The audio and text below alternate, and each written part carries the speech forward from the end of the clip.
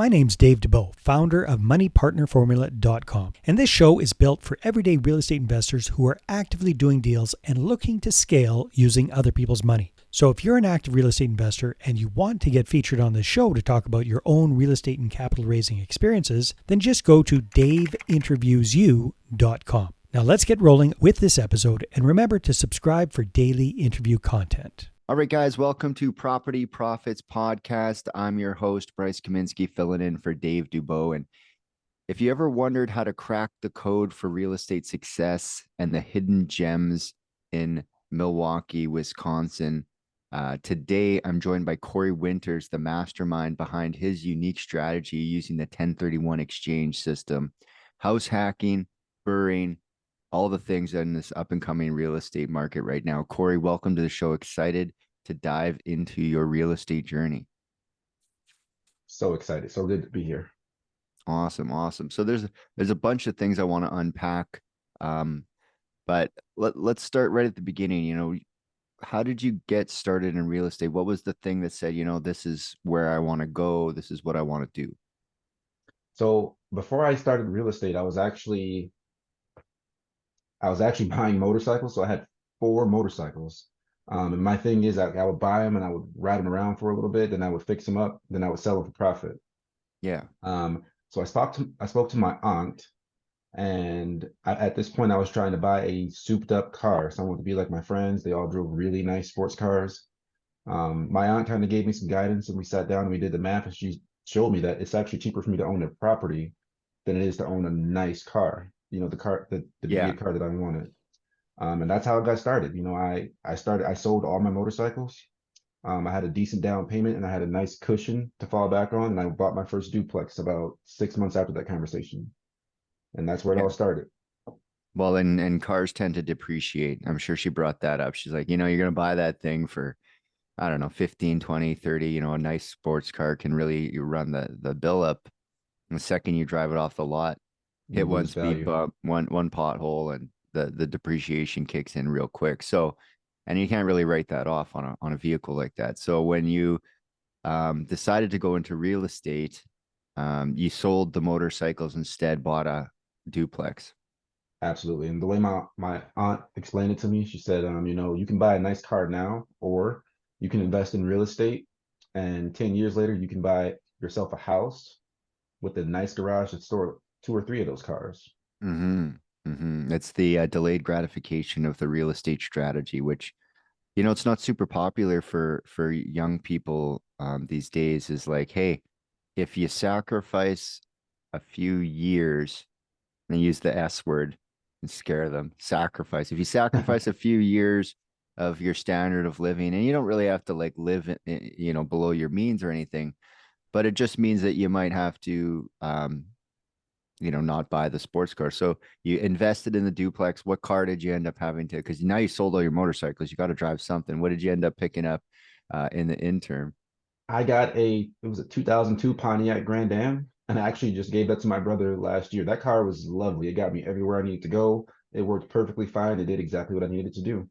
Yeah, right. And that's the thing, you know, there's so many investors. You look at Warren Buffett, he's still driving around his thing. He said, if you treat that car like it's the only car you'll ever have, you're gonna have that car for a long time. So when you got into the duplex, did you end up moving into that duplex? Because we've got house hacking here as one of your Yes. strategies. So you were moved into the duplex, living in the half, and you know, getting that appreciation. So what was your next step beyond the house hacking? I think that the house hacking piece, I mean, it's a little bit deeper than that. So I lived in one of my units. I fixed the place up. I pulled up the carpet, you know, put new carpet down. I think the biggest aspect you should take away, if anything, is that my mortgage was about 1255 and some change. I rented out my downstairs unit for $1,200 a month. Mm-hmm. So I paid $55 a month and change, which was, you know, I could take that extra money, that passive income, because now I'm not paying rent anymore. It's going straight towards my mortgage. And I paid down all my debt. You know, I Mm-hmm. started paying off my student loans and things of that matter. That's the big thing when you look at house hacking is, yes, we get we don't have to pay rent anymore, but it also gives you the security as an entrepreneur to be like, okay, my rent is probably paid. You know, sometimes the tenant or whatever is late or whatever, but Hmm. it certainly gives you that you're like already starting at zero at the beginning of the month instead of starting down 1200. You're kind of at zero and you know that that's going to keep going and the place that you live is paid for. That other person's going to work to pay the mortgage in which you know, you're living in the other half. So how long did you stay there? Are you still living in that duplex today? I stayed there for a year and a half, and then I moved into a single family home. Um, at this point, I was just kind of tired of having like a tenant. This Mm, tenant, I accidentally told this tenant that I was the property owner, and so he was kind of nagging with me a lot. And I yeah. just thought I needed a break because we just had a new baby. So we got a single family home at that point. And then I just kind of prepped myself and asked myself, what do I need to do next to get my next property? And I just kind of went from there. So what was the next step once you got into that single family? Because now you did you sell the duplex off or did you keep it At and this then point, I get a still second had the one? duplex. But so from there, the next step was to raise capital. And this happened, I think the pandemic happened approximately six, maybe about a year after that. Mm-hmm. So a lot of the capital that I had saved up, um, I ended up losing my job. And I asked myself, I said, okay, now I don't have a job. What is the next step? And so the next step for me was I wanted to try to learn as many skills as possible when I started to purchase more real estate. So the first thing I taught myself was flooring. The second thing I taught myself was how to build a paver patio. And I was starting to learn how to do a fence, but I ended up learning how to do fences like later on down the road. So I was asking myself, what skills can I learn in the interim to get myself prepared for when I start buying more properties? Mm-hmm. I also, raising capital was a big thing for me as well. I started teaching online with VIP Kid, teaching Chinese student English.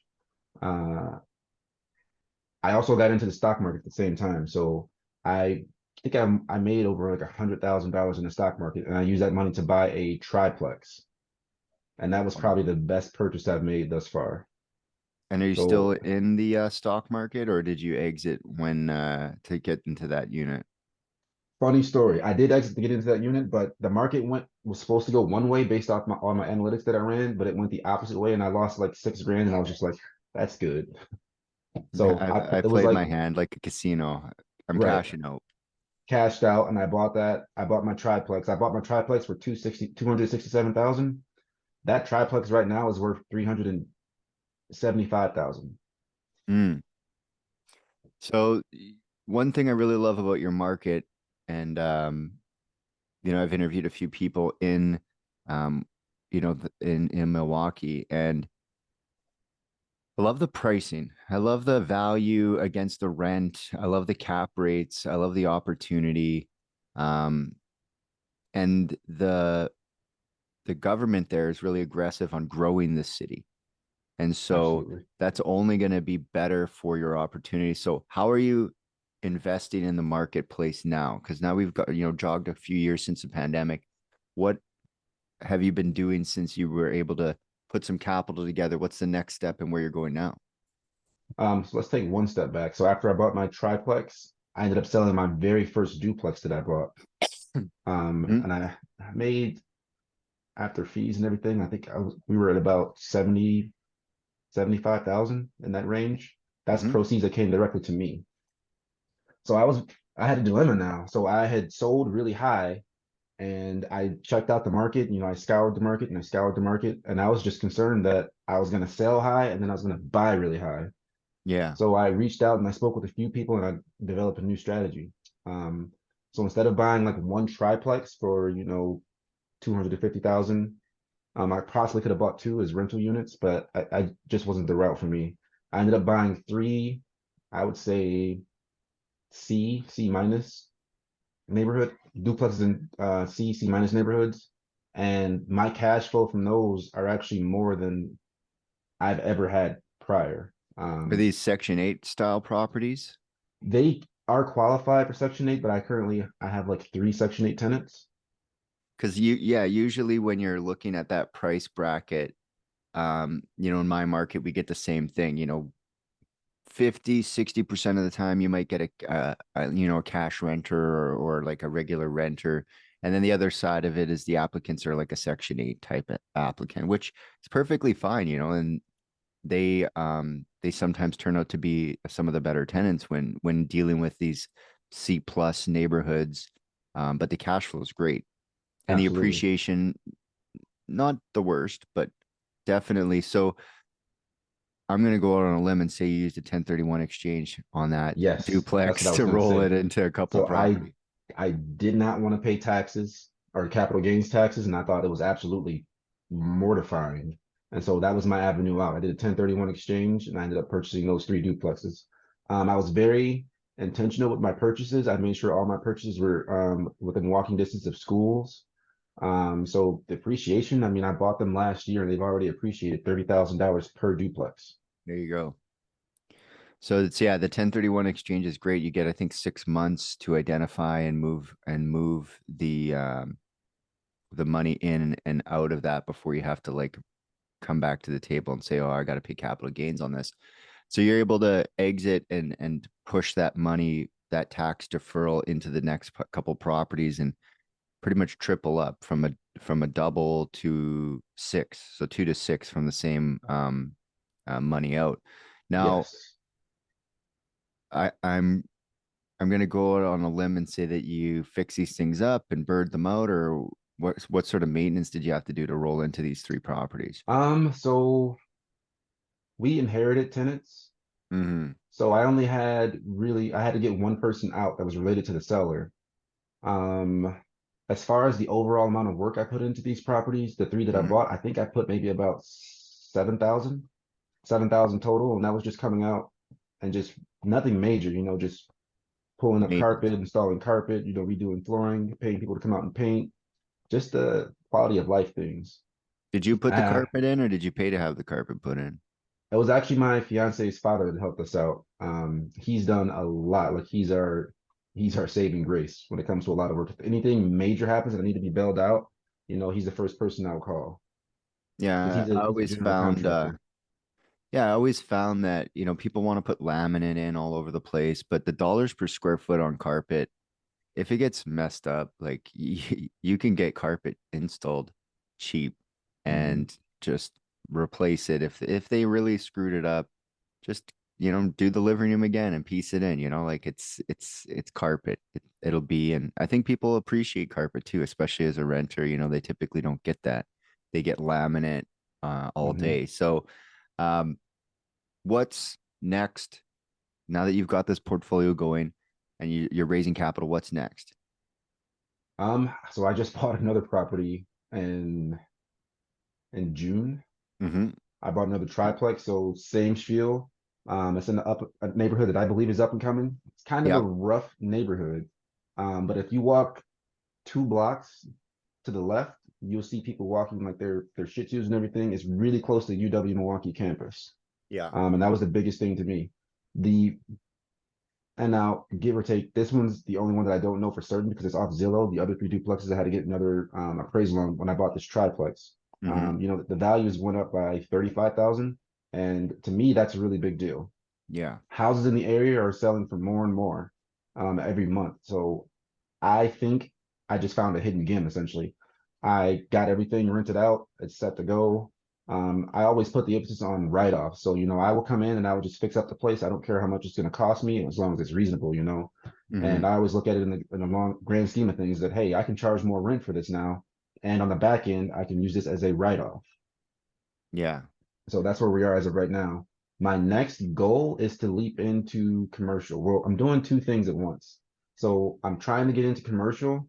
I've been struggling with networking. I'm trying to get better about that. The biggest thing is like, making sure I'm on my social media accounts and making sure they're active. The other thing is, just making sure I'm telling people about what I'm doing. Now, I'm also a teacher. That's my day job. Just being at work every day and kind of explaining to people what I'm doing. I've had one of my colleagues that's reached out to me and said that she wants to invest in real estate. So, she just bought a property and they have this surplus of cash that they're sitting on. And I'm hoping to, utilize these funds to get myself into a commercial property and eventually pay them Mhm. out within the year or so.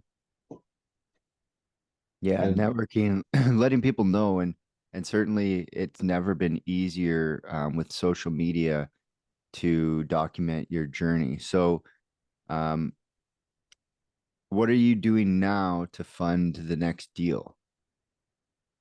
How's your So to fund the next deal, position? I currently have, so the property that I bought, the triplex that I bought last year, I actually pulled out a HELOC on that. So I have the HELOC and it's close to $50,000. That's going to be Mhm. my first surplus of cash right there.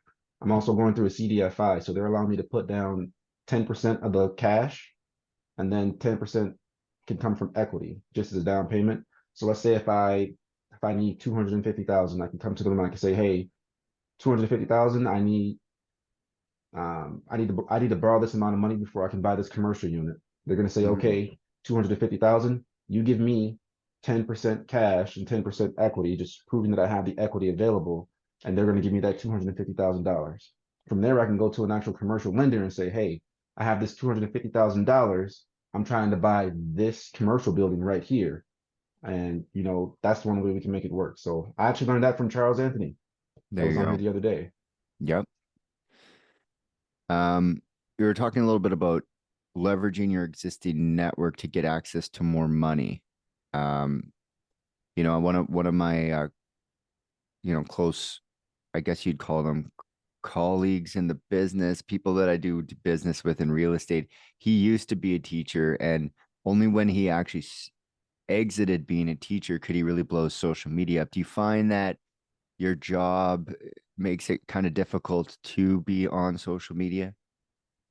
I I mean, there's give or take, there's hit and miss. I've always been a little bit leery about social media just because, being a teacher, I had a situation where a student found my account and was trying to message me and stuff like that. So I kind of shied away from it a bit. But I think the two can absolutely coexist. Everyone at my job now knows that I'm a realtor. As a matter of fact, with my brokerage, we're actually setting up a thing where we're going to have a workshop where we're going to teach the parents how to, build credit, how to house hack, getting their first property, the do's and don'ts. Um, we're setting that up, and that's going to be in January. Nice. So I think they can absolutely coexist, but of course, there's going to be like conflicts of interest. So if anybody were to come and buy a property, it just couldn't be through me. Now, Hmm. whether or not I would get like a piece of commission just for the referral, we haven't really talked about that. But my biggest goal is just getting people into their own houses. And my overall mindset is that, if I can get, let's say out of the, 300 parents, if I can get like 6 to 8 of them to do house hacking and become landlords, Hmm. 5 years down the road, I can hit them up and say, hey, I have this commercial deal right here. Are you interested? Are you interested in pulling equity out of the property you currently own? Have you bought more properties? Just kind of coasting them and guiding them on their way. Yeah, because if we can, it's almost like a type of financial education. A lot of people aren't even aware what you can do with real estate as far as the built-in savings account nature of something that's also like a high yield savings account, because these things are typically appreciating slightly more, or even if they're only indexed as inflation, like that's typically good enough, better than what you're going to get at the bank. So you might as well get into some property. Now, as far as getting into property, are you find the deal and get the money kind of guy, or do you prefer to have your capital lined up and then go looking for the next deal? Um, a little bit of both. So I had one property that I really wanted. It was actually a block from my elementary school that I went to. Um, the numbers just did not add up. So this place was going for 1.2 million, and it needed some work. It needed at least about 200,000, $300,000 worth of work. And I tried negotiating with them because at this point it was off market. The listing had expired, and I reached out to him. We started talking, and first he said 0% down, then he said 5%, then he said 10%. And by this point, I'm just like, hey, let's get this in the contract. And he's like, all right, fine, we can have a contract, but 20% down is the price. Hmm. So I'm trying to avoid things like that where I'm just wasting time. I also had a 20 unit deal that just kind of fell apart. Same thing. Asking price of 700,000, which actually was not bad, but only 4 of the units were functional. And the Yeah. ones that were functional, he had people that worked for him living there. So what I did is that I reached out to everybody that I knew that had funds that they were sitting on, and I just said, "Hey, this is what I'm looking to do. If I find the next property, do you think you're going to be interested?" And so I think as of right now, we have about $125,000, and we're just waiting for that next property so we can click the go button. Yeah, so you got the some money lined up and properties Hmm. in on the horizon. So how do you go about presenting your deals to possible investors? You know, you get find something, and then you approach someone. What does that look like for you, or what's your process? So for me, this is actually something that Charles Anthony helped me out as well. We call it a pair deck. So I first off, I get together just a slideshow that just says like, who I am, how I started to invest, tell them that I'm a teacher. I've been investing for the past 5 years, Mm-hmm. and I just go through things step by step. And then I just come into the aspect where we show the actual property, show the hopeful, the hopeful value and everything, and the worst case scenario. I think both of Mm-hmm. those go hand in hand. Yeah. So hopeful, worst case scenario.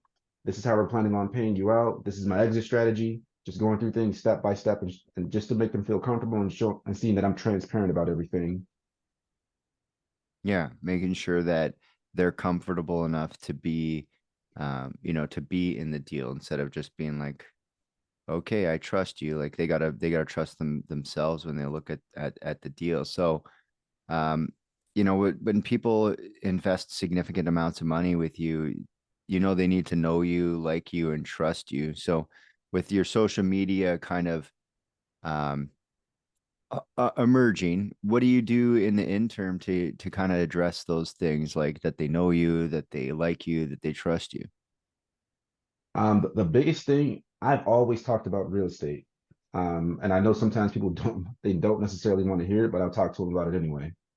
And so what that's kind of started to do is, from word of mouth, people are starting to say, "Hey, Cory, the guy that bought X, Y, or Z," and they'll reach out to me that way. Mm-hmm. I make sure that I post on social media at least once per day, something that's real estate related or something that, like credit repair, Yeah.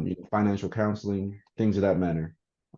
Posting once a day. I'm also on Bigger Pockets as well. And I'm just kind of scouring whenever anybody posts and they're looking for something in the Milwaukee area, which is right now, Milwaukee is a really bustling area. Mm-hmm. I'll just reach out and say, "Hey, my name is Cory Winters. I'm a licensed realtor. I can be your ground person. I offer property management. I can also go inside properties and take pictures for you, so on and so forth." So I'm trying to make myself like a known figure, especially on Bigger Pockets, because if you go through like realtor.com and you're buying leads, they're cold leads. Or if I Mm-hmm. were to like mail out what I was going to do an EDM, every door direct mail.